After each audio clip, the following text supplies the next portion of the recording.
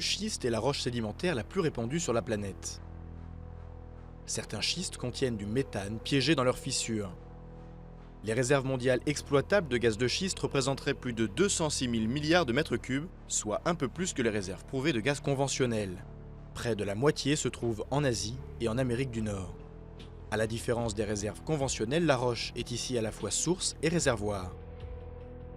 Il est donc impossible de pomper comme dans les poches de gaz naturel. Les quantités de gaz de schiste par mètre cube de roche sont très faibles et son extraction est techniquement complexe. La fracturation hydraulique reste la seule technique éprouvée. Avec un derrick, on perce d'abord en profondeur pour atteindre la couche des schistes.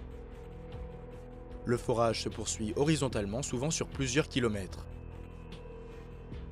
Ensuite, d'énormes quantités d'eau sont injectées, elles cassent les schistes, libérant le gaz. Cette technologie nécessite non seulement des millions de litres d'eau, mais aussi l'addition de nombreux produits chimiques.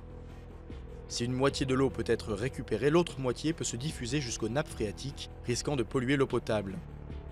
Une autre source de pollution est constituée par les inévitables fuites de gaz au cours de l'extraction, le méthane contribuant beaucoup à l'effet de serre. De plus, certains forages se sont révélés être à l'origine de microséismes.